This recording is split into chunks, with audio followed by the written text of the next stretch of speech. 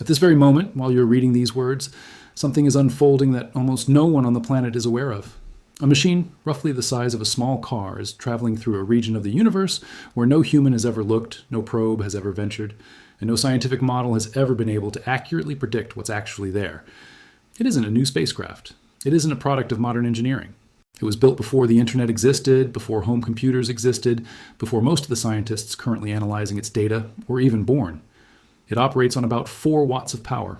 For comparison, the little bulb inside your refrigerator uses more electricity than that. And this machine, this ancient, tiny, underpowered device that was only ever expected to last 5 years, is right now beaming back information about the universe that is rattling the foundations of modern physics. The researchers studying its data aren't using words like interesting or unexpected. They're using words like astonishing, baffling, and we were wrong. This is the story of Voyager 1. And here's the part the headlines aren't telling you. It isn't just what Voyager 1 discovered out there that should keep you up at night.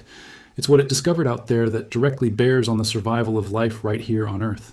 It's what's happening to it right now in 2026 that almost nobody is discussing. And it's what's set to happen in a few months, a date already fixed on the calendar, that will mark a milestone no human civilization has ever reached before. Stay with me, because by the time this is finished, you will never look at the night sky the same way again. I'm your name, and this is your channel. Subscribe now if you want more stories like this, because we're only getting started. Let's rewind to the beginning. September 5th, 1977. A rocket launches from Kennedy Space Center in Florida, carrying a spacecraft named Voyager 1. The mission's goal is simple and modest. Fly past Jupiter, fly past Saturn, capture some photographs, gather some measurements, and then drift off into space and fall silent. Its expected lifespan is 4 years, maybe 5. NASA anticipates wrapping up the mission sometime around 1981 or 1982. It would be a successful little journey, a nice postcard from the outer solar system, and then quiet. What actually happened is one of the most remarkable things in the history of science, and most people have no idea just how remarkable it truly is. Voyager 1 didn't go quiet. It flew past Jupiter in March of 1979 and transmitted back the first close-up images of that planet's surface human eyes had ever seen. It flew past Saturn in November of 1980 and kept going, picking up speed as it traveled, using each planet's gravity like a slingshot to gain more velocity, more distance, more ground covered. By the close of the 1980s, Voyager 1 had already journeyed farther from Earth than any object humanity had ever launched into space, and it was still transmitting, still sending its faint signal across the expanding void, still gathering data, still operating on hardware that modern engineers examine and shake their heads at in disbelief. Then in 2012, 35 years after launch, something occurred that suddenly made the entire story much bigger. Voyager 1 crossed the heliopause. If you've never encountered that term before, it's the single most important boundary in our entire cosmic neighborhood. And crossing it is the equivalent of stepping outside everything our civilization has ever known as home. Here's how to visualize it. The sun doesn't just supply heat and light. It continuously releases a stream of charged particles known as the solar wind. And this wind blows outward in all directions, pushing against the surrounding space and creating a massive protective bubble around our entire solar system. That bubble encloses every planet, every moon, every asteroid, every comet, every spacecraft we've ever launched, and every living thing that has ever existed. The outer edge of that bubble, the point where the solar wind finally loses its energy and is halted by the pressure of interstellar space pushing inward from the opposite side. That edge is what we call the heliopause. It is the actual physical border of our solar system. Everything within it belongs to us. Everything beyond it is something else entirely. And in 2012, Voyager 1 crossed through that border and emerged on the other side. It became the first object in human history to leave the solar system. Not a metaphor, not a technicality, the first physical object our civilization has ever sent into the actual space between stars. And then it kept transmitting. Think about what that means. We now have, right now, a live instrument sitting in interstellar space, not orbiting a planet, not floating in the outer solar system, not near the heliopause. It's actually inside the dark, cold, ancient space that exists between star systems. A space that no scientist, no telescope, no model built from the ground up has ever been able to observe directly from within. And it is sending us data about what that space is genuinely like. And what it's telling us is not what anyone anticipated. Here's where the first twist in the story arrives. For decades before Voyager 1 reached that point, scientists had constructed detailed mathematical models describing what interstellar space should look like. Not guesswork. Serious, peer-reviewed, rigorously tested models built by some of the sharpest physicists alive. And those models all told roughly the same story. Interstellar space, the plasma between the stars, should be relatively calm, relatively smooth. A thin, cold, sparse environment where particles drift slowly and not much happens. A kind of cosmic waiting room between star systems. Voyager 1 entered that waiting room and found it was actually a storm. Beginning in 2017, the plasma wave instrument aboard Voyager 1 started detecting something nobody expected and nobody could immediately explain. A persistent narrowband emission.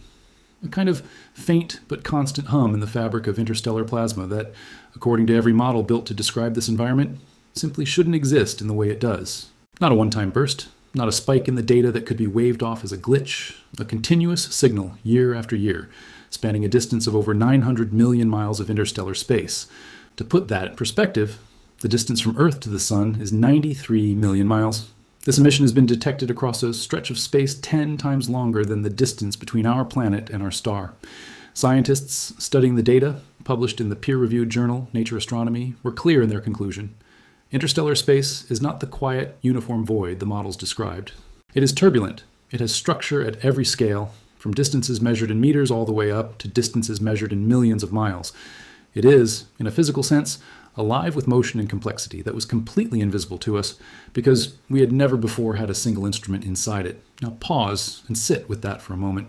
Every model built to describe our universe beyond the solar system was constructed from the outside, looking in, from a planet, using telescopes and mathematics and theory.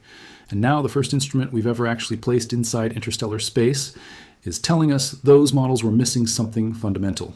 That the universe beyond our solar system is more complex, more dynamic, more structured than we realized.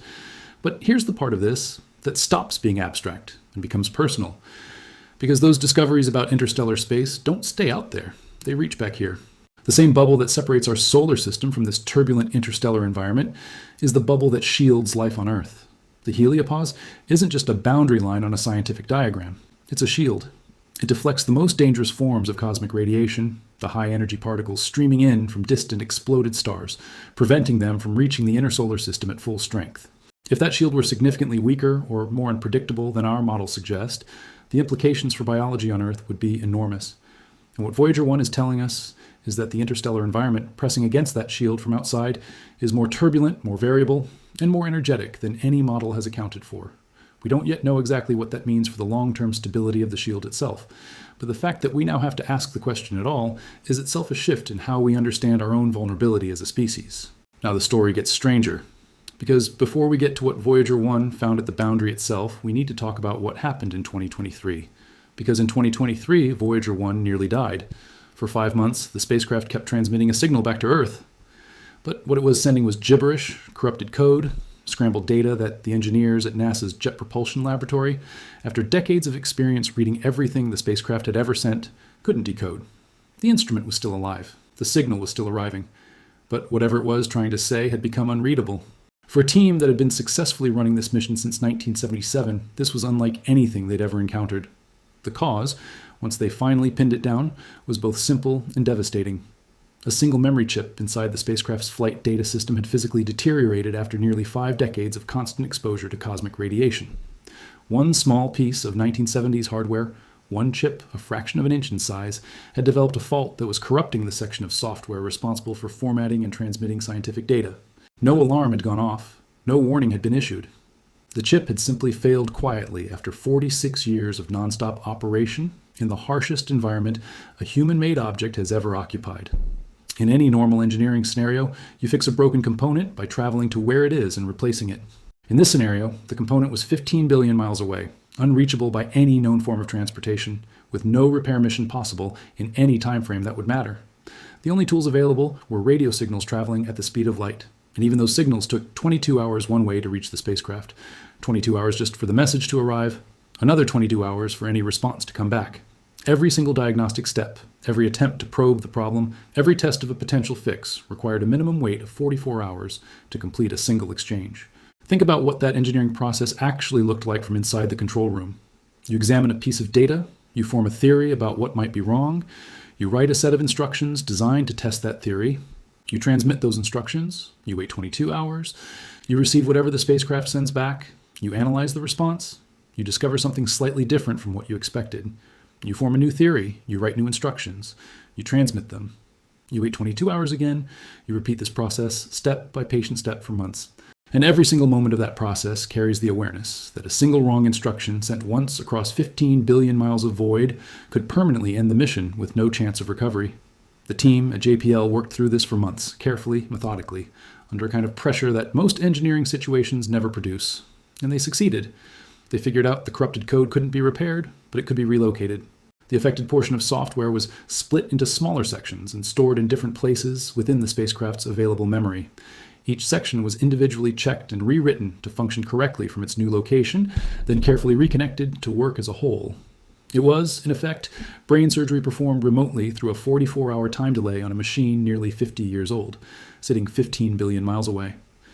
In mid-2024, Voyager 1 came back online and resumed transmitting clean, readable, complete scientific data. And what it immediately began sending back was more evidence of those persistent, unexplained plasma oscillations in interstellar space. More measurements of the turbulent structure the models had never predicted. The spacecraft that should have died in 1981 had returned from what could have been its final silence. And it came back with more to tell us. But none of that, not the discovery, not the near-death experience, not the recovery, prepared anyone for what Voyager 1 had actually found at the moment it crossed the heliopause back in 2012. Because this is the part of the story that the scientific papers describe in language that stops sounding like physics and starts sounding like something else entirely. For decades, the models describing the heliopause, the outer edge of our solar system, predicted what crossing it should feel like to an instrument passing through. The solar wind on the inside gradually thinning out, the interstellar medium on the outside gradually becoming detectable. A slow, smooth transition from one environment to the other, a gentle blending at the edges, like the place where a river slowly meets the sea. That is not what Voyager 1 found. At the heliopause, the particles weren't thinning out calmly. They were moving at speeds approaching a significant fraction of the speed of light. They were colliding with each other at energies generating temperatures approaching 30,000 degrees C. Not inside the sun, not inside any star, but at the outer edge of our own solar system in what was supposed to be relatively cold, sparse transitional space. Some researchers have described this region as a wall of fire, and not fire as a metaphor. A genuine concentration of ultra-energetic charged particles forming a physical barrier at the boundary of everything we call home. And then came the magnetic discovery. For decades, one of the foundational predictions about crossing the heliopause was that the magnetic field environment would shift dramatically. Inside the bubble, the sun's magnetic field. Outside the bubble, the entirely separate magnetic field of the galaxy. Two distinct environments with distinct magnetic personalities, cleanly separated at the boundary. Voyager 1 found something entirely different. The magnetic fields on both sides of the heliopause were, in ways existing theory hadn't predicted, connected. The sun's magnetic field lines, carried outward by the solar wind and compressed at the boundary, were interacting with the galactic magnetic field outside through a process called magnetic reconnection, where field lines from different sources rearrange themselves and release energy in the process. The solar system and the surrounding galaxy are not magnetically separate. They are magnetically linked. At the boundary between everything we know and everything we haven't yet explored, there's a zone where energy is being exchanged between our home and the wider cosmos, in ways that every model built before Voyager 1 came to ours. Voyager 1 crossed that boundary had simply failed to account for. This isn't a footnote. This isn't a minor correction to existing theory. If the relationship between the solar system and the interstellar environment is more dynamic, more connected, and more energetic than the models described, then our understanding of how the heliosphere protects Earth over geological timescales needs to be reconsidered from the ground up. Now let's talk about what's happening right now in 2026, because the story isn't over. In fact, it may be entering its final chapter, and the timeline is tighter than most people realize. Earlier this year, NASA made a decision nobody inside the mission wanted to make. The low-energy charged particle experiment, one of Voyager 1's scientific instruments that had been collecting data almost continuously since the spacecraft launched in 1977, was switched off. Not because it stopped working. It was still functioning fine. It was shut down because Voyager 1 is running out of power and there was no longer enough to keep it running. Voyager 1 draws its power from three devices called radioisotope thermoelectric generators. These are essentially containers of plutonium-238 that produce heat as the plutonium slowly decays. That heat is converted into electricity. At launch, these generators produced around 470 watts of power. Today, nearly 49 years later, they produce roughly 250 watts. They lose about 4 watts every year. At some point in the early 2030s, output will drop below the minimum level needed to run any remaining instrument at all, and Voyager 1 will fall permanently silent. The team managing the spacecraft has known this was coming for years. Years ago, the scientists and engineers sat down together and worked out a careful plan for which instruments to shut off and in what order to extract as much scientific value as possible from the dwindling power supply for as long as possible. Of the 10 scientific instrument packages Voyager 1 carried at launch, 7 have already been switched off. The decisions about what to turn off and when are some of the hardest choices a scientific team ever has to make, because each instrument lost represents a set of questions that will never be answered, and because there's no way to turn an instrument back on once you've decided you switched it off too soon. But here's the twist that almost nobody outside the JPL mission team is discussing. They haven't given up on buying more time. NASA engineers are currently working on something reportedly referred to internally as the Big Bang procedure. It's an experimental attempt to restructure how power is distributed across Voyager 1's remaining systems in order to extract additional electrical capacity from components currently operating below their potential efficiency. The idea is technically complex and carries real risk, because even small changes to how power flows through a nearly 50-year-old spacecraft with no manual override available could produce unpredictable results. So the team is doing what careful engineers do. They're testing the procedure first on Voyager 2, which carries slightly more available power and sits somewhat closer to Earth, making a potential failure slightly less catastrophic. Tests on Voyager 2 were scheduled for May and June of 2026. If those tests show the procedure is safe and effective, the same approach will be attempted on Voyager 1, with the earliest possible attempt scheduled for no earlier than July of this year. And here's the detail that makes that significant. If the procedure works, there's a real possibility the low-energy charged particle instrument, the one just shut down, could be switched back on. The team is cautious. They're making no promises, but they're still trying. Because with Voyager 1, the history of assuming things were finished before they actually were has never once aged well. And now comes the moment on the calendar, the one that's already locked in, already certain, the one no human civilization has ever reached before. And that will arrive regardless of whether anyone is paying attention. On November 18th, 2026, at 16 minutes and 12 seconds past 2 pounds car in the morning, Pacific Standard Time, Voyager 1 will reach a distance of exactly 1 light day from Earth. That means it will be so far away that a signal traveling at the speed of light, the fastest anything in the universe can move, will take exactly 24 hours just to reach it. If you send a command to Voyager 1 on a Monday morning, you won't know if it arrived until Tuesday morning, and you won't receive the spacecraft's response until Wednesday morning. 2 full days of waiting just to complete a single exchange of information. No human-made object has ever been that far from Earth, not once in the entire history of civilization. And on that date in November 2026, Voyager 1 will cross that threshold for the first time, while still alive, still transmitting, still sending back data, and then it will keep going. Every hour it travels roughly another 38,000 miles deeper into interstellar space. The communication delay will keep growing, the power supply will keep shrinking, and at some point in the 2030s, the last signal will arrive. But even when that happens, Voyager 1 won't stop. There's nothing in interstellar space to stop it. No friction, no atmosphere, no gravity strong enough to meaningfully pull it off course. It will simply keep moving silently in a straight line at 38,000 miles per hour into darkness with no end on any human timescale. And bolted to its frame, attached to the body of this dying machine, is something that will outlast all of it. The Voyager Golden Record. A gold-coated copper disc carrying greetings spoken in 55 human languages, the sound of rain falling on a forest, the sound of ocean waves, the sound of human laughter, 90 minutes of music drawn from cultures across the entire span of human civilization, diagrams explaining the basic principles of our physics and mathematics, and a map built from the positions of pulsars designed to show whoever finds it exactly where in the galaxy our planet sits. Carl Sagan, who helped design the record, described it as a message in a bottle cast into the cosmic ocean. And that's exactly what it is. Because whoever or whatever eventually discovers it, whether that's another civilization a million years from now or some form of intelligence we can't currently imagine, the record will tell them something true, that there was a species here, that they were curious, that they reached outward, that they built a machine from metal and electricity and mathematics, and launched it beyond everything they had ever known, carrying the sound of their own laughter. The record will still be traveling when the sun has become a red giant and swallowed the orbit of the Earth. It will still be traveling after every human city and every human archive, and every piece of stone we ever carved our names into has been erased by geology and time. It is the most permanent thing our civilization has ever made, and it is riding on a spacecraft that currently runs on less power than the light above your bathroom sink. Now, come back to the science, because there's one more thing Voyager 1 is doing right now that deserves to sit at the center of this story.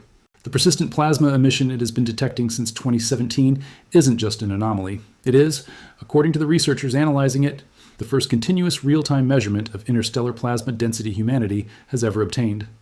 Before Voyager 1 began detecting this emission, scientists could only take isolated snapshots of plasma density in interstellar space. Measurements triggered by specific events, like shocks produced when giant eruptions from the sun traveled all the way out to the heliopause and sent ripples into the interstellar medium. Those measurements were valuable but scattered, like trying to understand what the weather is like across an entire continent by checking a single thermometer once a year in one city. What the persistent emission from Voyager 1 is providing instead is something closer to a continuous feed, a running portrait of interstellar plasma as the spacecraft moves through it day after day, year after year.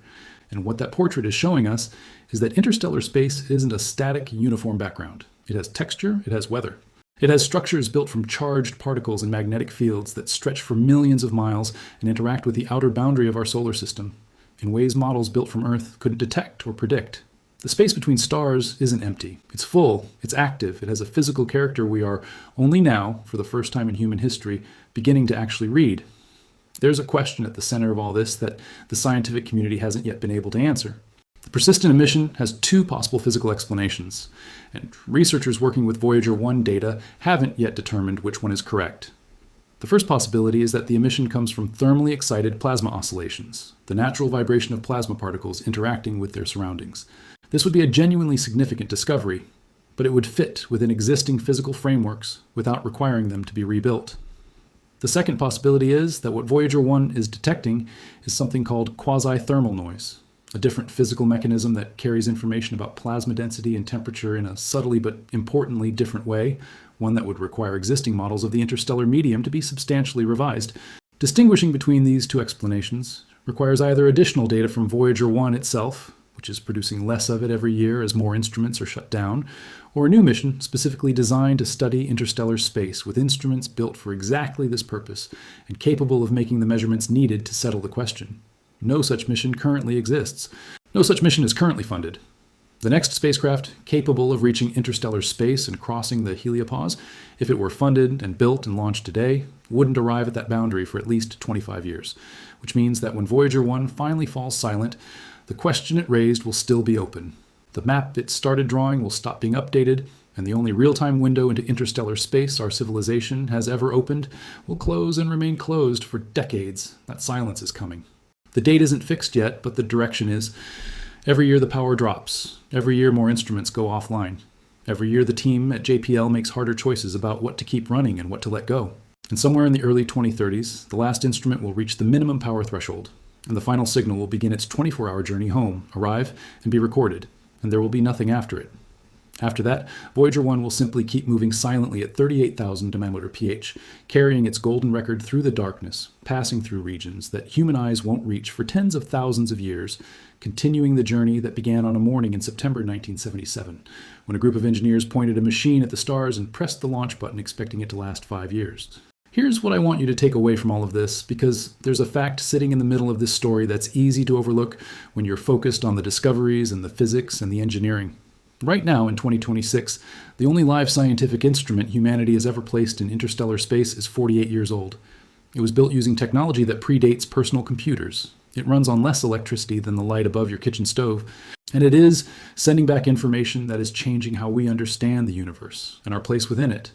We've built things that are much larger. We've built things that are far more powerful. We've built things that cost far more money and involve far more complex technology. And none of those things have told us what Voyager 1 is telling us right now, because none of them had the one thing Voyager 1 had. None of them had the audacity to keep going long enough to actually get there. There are questions about the universe that can only be answered from inside the universe, not from a telescope on the ground, not from a satellite in Earth orbit, not from a mission to Mars or the asteroid belt, only from a machine that crossed the heliopause and entered the space between stars. We have exactly one such machine. It is old and dying and running on 4 watts of power. And as long as it's still transmitting, we need to be listening. Because when it goes quiet, the answer to some of the most important questions we've ever asked will go quiet with it, at least for a generation. The signal is still coming, stretched across 15 billion miles, delayed by 22 hours of travel time, carrying information about a universe that is stranger, more turbulent, more connected, and more extraordinary than any model built from Earth ever correctly described. One machine, 4 watts, one chance to listen. The question is whether anyone is paying attention. If this kind of story is what you come here for, Subscribe right now and turn on notifications, because we're going deeper into the edges of what science actually knows next time. Drop a comment with what surprised you most in this video, and share it with someone who needs to hear it, because this story deserves more than the silence it's getting. Thanks for watching.